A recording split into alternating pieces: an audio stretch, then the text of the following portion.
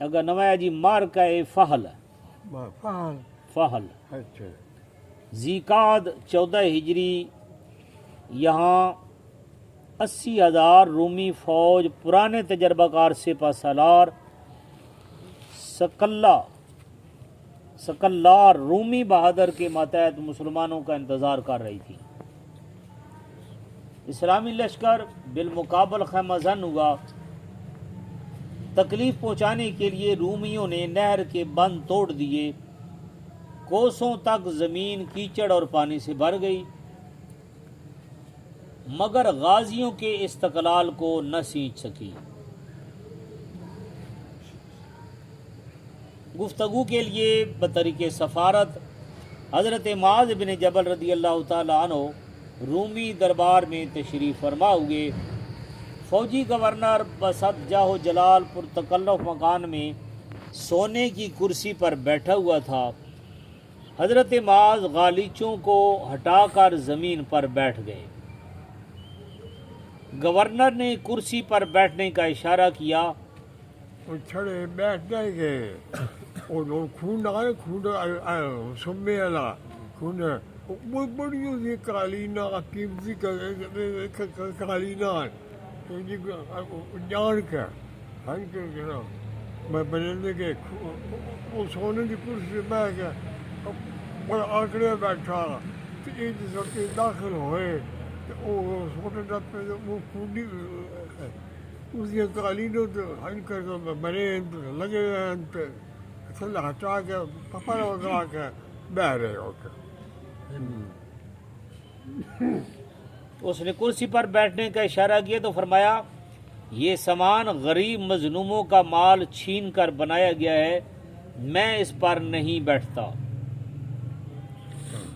یہ تو غریب لو چوس کے کرسی بنائی ہوئی ہے سونے کی، میں کیوں مماستے۔ دیر تک گفتگو ہوتی رہی مگر کوئی نتیجہ برآمد نہ ہوا۔ آخر میدان کارزار گرم ہوا۔ اسلامی بہادر خالد بن ولید، ہاشم بن عتبہ، سعید بن زید افسران فوج کے ماتحت صف آرا ہوئے۔ بالمقابل رومیوں کی 50,000 فوج 3 حصوں میں منقسم ہو کر میدان میں اتری اور 3,000 امداد چھونی میں ٹھہرائی گئی۔ طرفین کے بہادر تمام دن نہایت استقلال اور ثابت قدمی سے جوہر شجاعت دکھاتے رہے، لیکن ہار جیت میں ممیز نہ ہو سکے۔ نسبتاً رومی پلہ بھاری رہا۔ ڈیڑھ لگا جی، تو باندھا کوئی نہیں آج لگ گیا جی، ڈیڑھ لگا جی۔ اچھا جی 1.5 لاکھ ہوئے 1.5 لاکھ جی جتنا ہی نہیں ملے گا۔ دوسرے دن طرفین کے بہادر جوش میں ڈکارتے ہوئے میدان میں اترے۔ سکلار غازیوں کی شمشیر کا اندازہ کر چکا تھا، اسے یقین تھا کہ رومی بہادر غازیوں کی تلوار کے سامنے ٹھہر نہیں سکتے، اس لیے اس نے قادر تیر اندازوں کی فوج سامنے کی۔ غازی حملہ آور ہوتے مگر تیروں کی بچھاڑ سے ان کے قدم اکھڑ جاتے تھے۔ بہادروں کی پسپائی دیکھ کر ہاشم بن عتبہ شیر عرب نے اپنے ہمراہیوں کو للکارا اور نعرہ تکبیر کہتے ہوئے میدان میں گھس پڑے۔ غازی سینہ سپر ہو کر برابر بڑھتے چلے آئے، تیروں سے سینے تو چھلنی ہو گئے مگر صفیں چیر کر قلب پر آ دھمکے اور اپنی برق ریز تلواروں سے منٹوں میں فیصلہ کر لیا۔ غازیوں نے منٹوں میں فیصلہ کر لیا۔ شرائط ذیل پر صلح ہوئی۔ مفتوحین کے جان و مال، زمین و مکان، گرجے، عبادت خانے محفوظ رہیں گے، لیکن رعایا ذمہ ہوگی اور مسجدوں کے لیے کچھ زمین لے جائے گی۔ رومی خوشی کے رسیلے گیت گاتے ہوئے اپنے گھر واپس ہوئے اور غازی ہرکل کے تعاقب میں آگے بڑھے۔ ہرکل اس وقت حمص کی نقل و حرکت میں مصروف تھا۔ ہرکل کی لباغ 14 ہجری ہرکل قلعہ حمص میں چھپا ہوا تھا مگر اس کی آنکھیں مارکہ فہل پر لگی ہوئی تھیں۔